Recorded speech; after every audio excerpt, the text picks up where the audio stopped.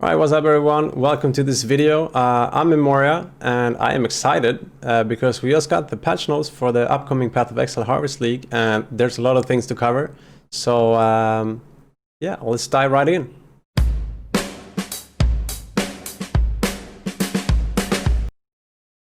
Alright, so let's get started. First of all, we're gonna get a couple new war cries. The General's Cry, the Intimidating Cry, Seismic Cry and Ancestral Cry. So the General's Cry, taunt enemies, you summon Mirage Warriors, and they are going to use a linked attack skill once before they dissipate. I'm not sure really how this is going to work, but it sounds interesting and could be a good combination with like a heavy hitting slam attack, for example. The Intimidating Cry intimidates the enemies, taunts them, and also exerts the next two attacks, which is going to empower them based on the war cry that you have up. And also you're gonna get a buff which will reduce the effect of enemy armor against your hits. The Seismic Cry, it will taunt the enemies and exert the next 4 slam attacks, and it's also gonna grant you a buff which makes it easier for you to stun enemies. In Ancestral Call, taunts the enemies and exerts the next 8 strike attacks, and it grants a buff which increases your bonus armor and your melee range. And we also got a support gem for the war cries that makes them faster to use by lengthening their cooldowns. Over to the brands. So we got a couple new brand skills here. So first up is the Penance brand. So when you attach that to an enemy, it's on each activation, it's going to add energy to that enemy. So, and when you get to 20 energy, it's going to start adding damage instead. So if you're on a boss, for example, it's going to take a little while, a couple ticks before you get to 20, and then it's going to start adding damage.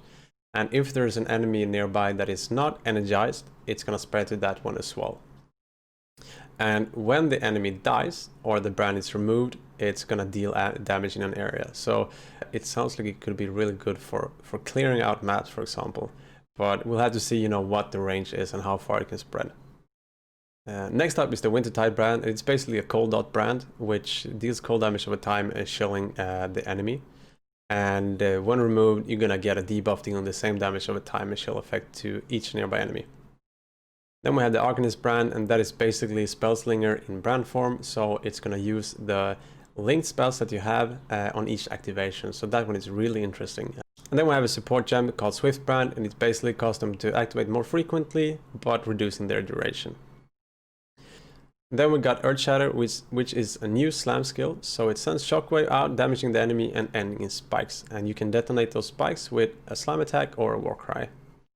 Then we have the Fist of War support. So that supports your slam attacks, empowering the attacks with improved damage and area of effect. And we got some reworks to Enduring, Abyssal, and Rallying Cry. We got more uniques. We got rebalances to a lot of existing uniques, and also some new divination cards. We're getting some improvements to the Path of Exile engine and also changes to the post-processing settings. So basically it's gonna reduce the intensity of the bloom effect, and you're gonna disable blur effects. Also gonna tone down the new screen shake effect. We're also gonna get some visual effect changes to a bunch of skills. It's gonna be nice to see how they look like.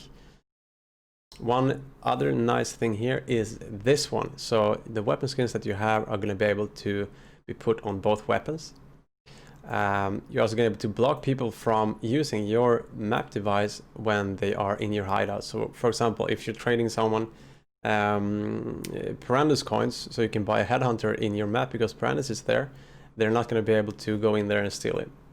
Also, this one is quite nice. Carpets in Solaris Temple ties it now aligned with the doors.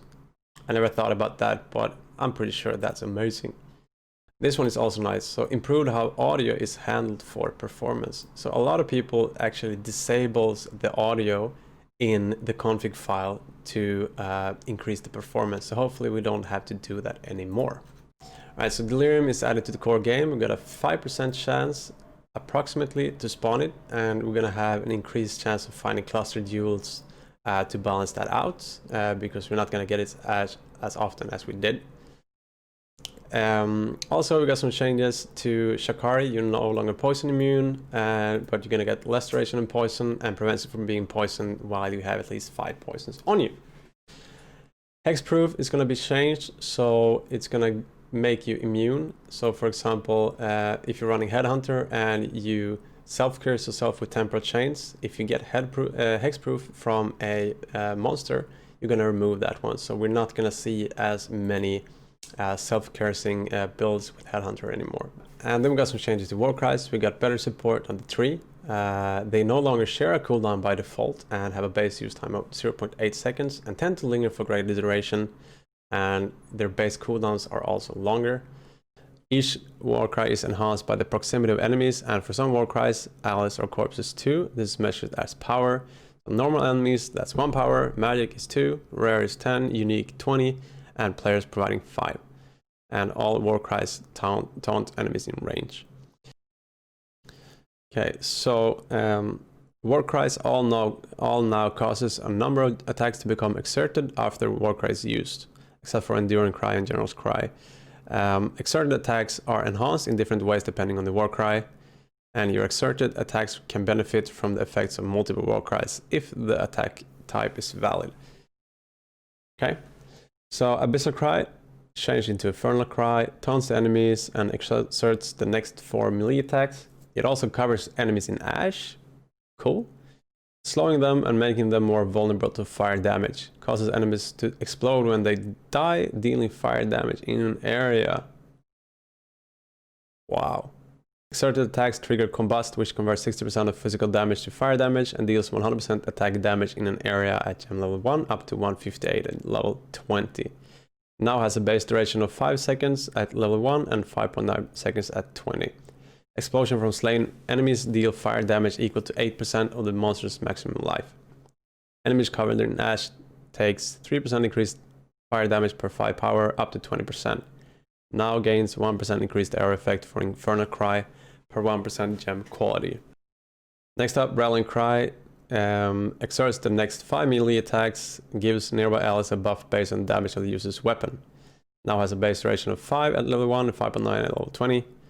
Buff grants added attack damage equal to 3% of the damage of your main hand weapon per 5 power up to maximum 20%. Counts both allies and enemies in range for power.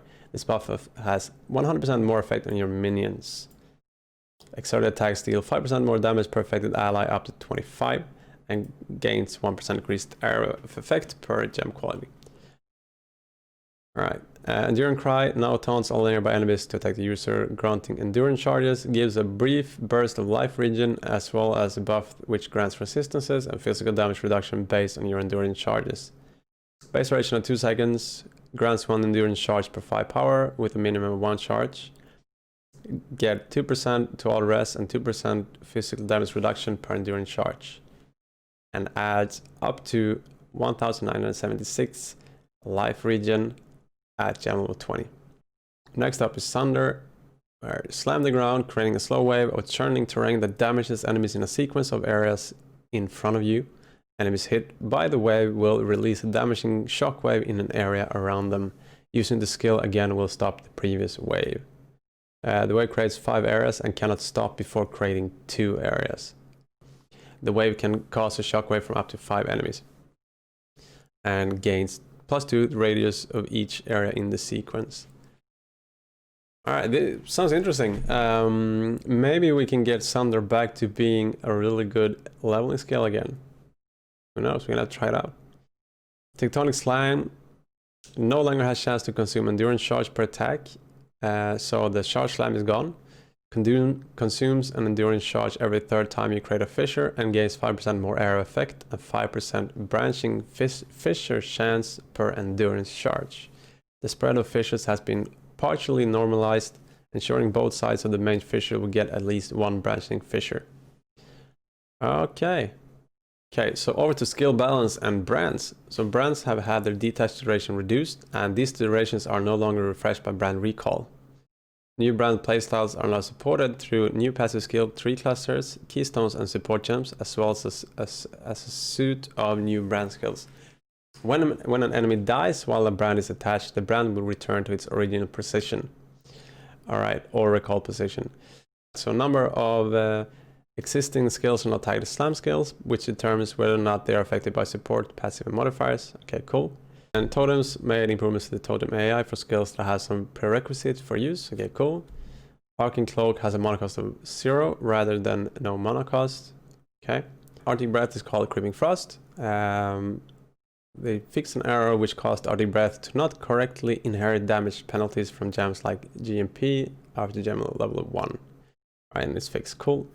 Armageddon Brand, it activates slightly faster, deals more fire damage, has added damage effectiveness of 85% up from 75. Deals 250% more damage with ignited level 20 up from 180. Detached duration of 6 seconds from 10 and has an increased base area of effect radius. Alright, so well needed damage increase and area effect increase on Armageddon Brand.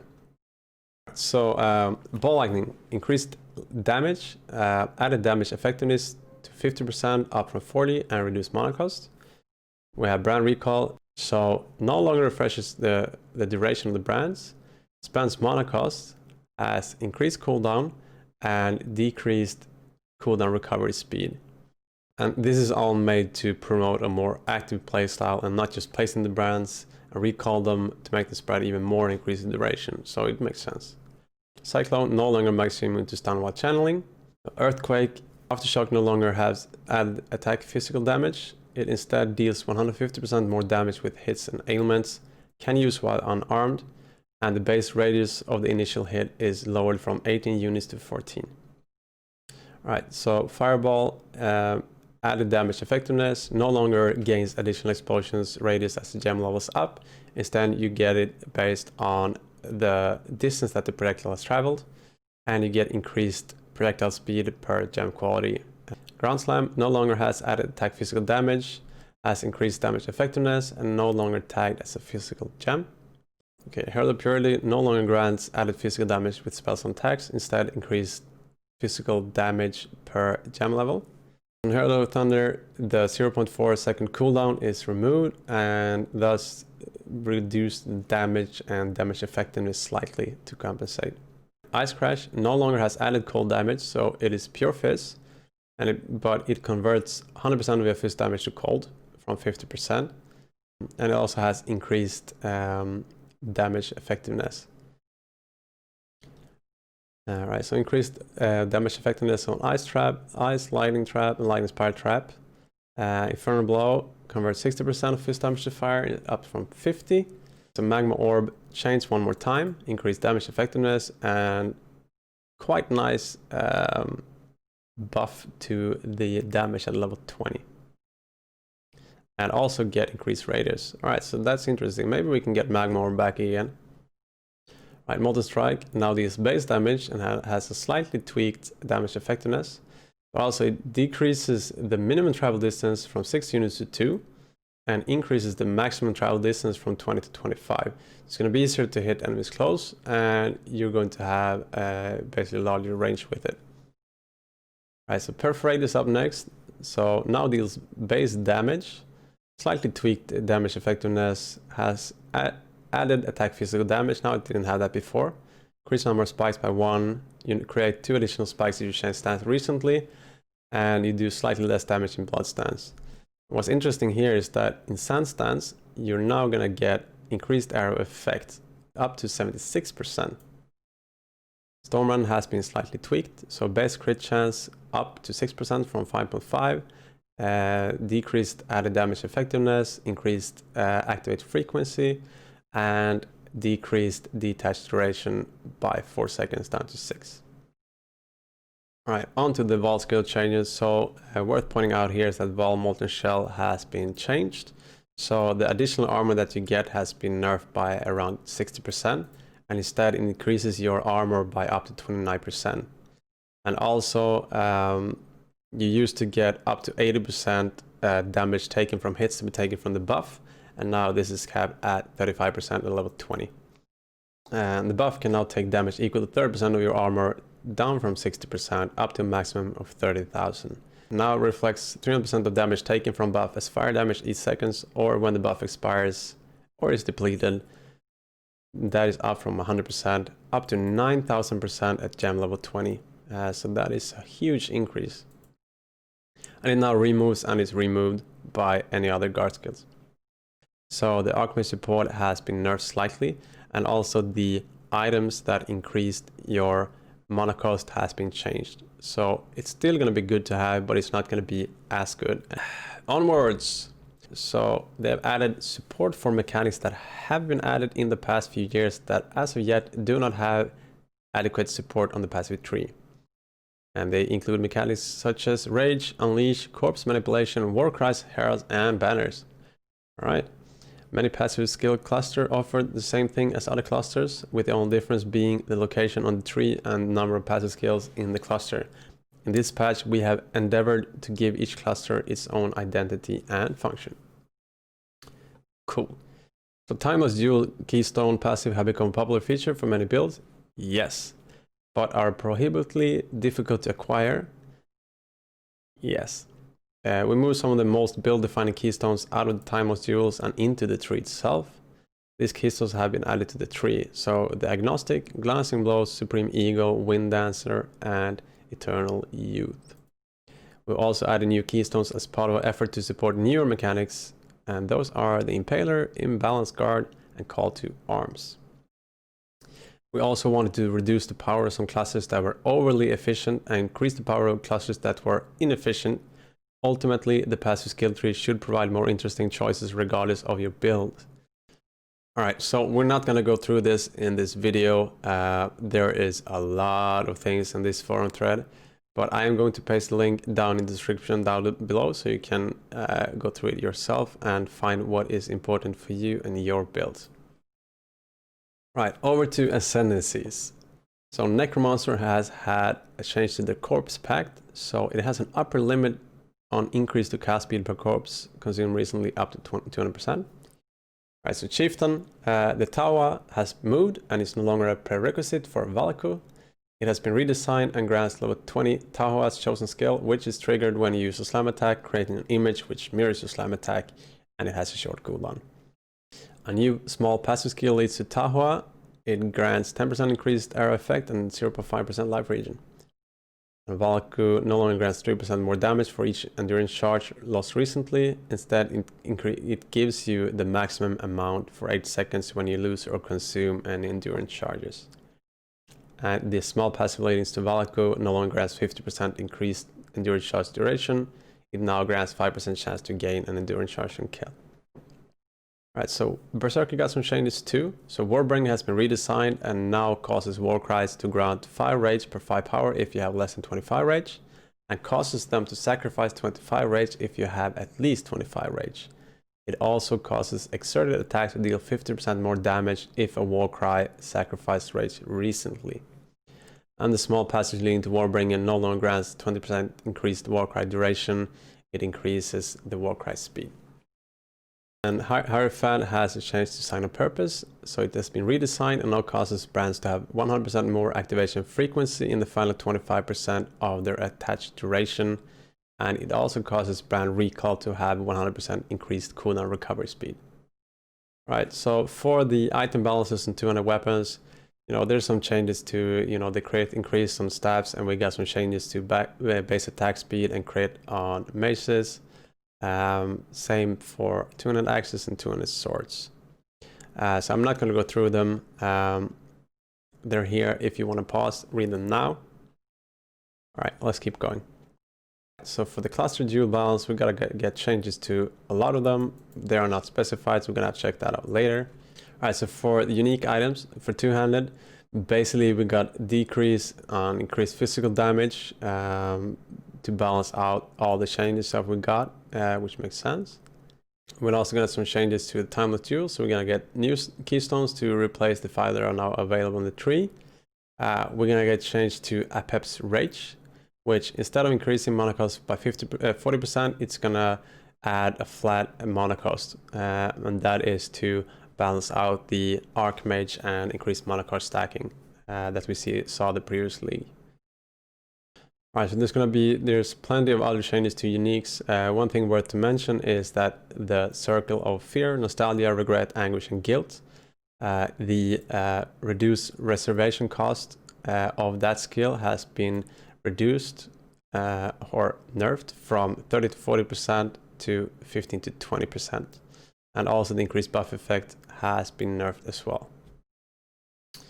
Fevered Mind no longer increased the mana cost by 50%, no longer grants 30 to 40% increased spell damage, and now causes notable passive skills in radius to be transformed to instead grant 10% increased mana cost of skills and 20% increased spell damage. Has a small radius and is limited to 1. So it's no longer possible to stack several Fevered Mind and get like 200%, 300% increased mana cost. We got some changes to the Saber. So the Mirage Warriors have been renamed to Mirage Sabers to differentiate them from those created by the General's Cry. The strike skills used by Mirage Sabers cannot hit additional targets, okay? This change is required to maintain server performance, as builds using the Saber with certain strike skills were causing enough calculations to put noticeable strain on the servers. Okay, makes sense. Split personality now limited to 2. Starforge heavily decreased in physical damage, and it was stated that this was overtuned from the beginning, so it makes sense. And now for what you've all been waiting for, the sauna mods available in Harvest. Will we get Nemesis again and see the overflow of headhunters, or will we not? I think we're gonna get it.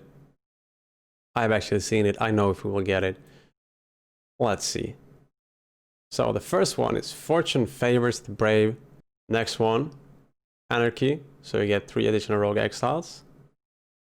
Breach. Cool. Ambush. There we go. We're gonna have the Nemesis mod. So we're gonna get back to you know, trying to chance headhunters. That's awesome. At least for me, because I didn't manage to get a single headhunter last league, and I'm kind of bummed out about it. And then we have Harbinger, Metamorph, and Legion. That's all for this video. I really hope you enjoyed this, and I tried to keep it short, but there's so many new things, and there's so many things to go through that I realized that it's not going to be as short of a video as I initially thought. And I hope you are super hyped for the Harvest League coming out this Friday. Thank you so much. I hope you enjoyed this. Please, if you liked it, give me a thumbs up, subscribe, and yeah, I'll see you in the next video.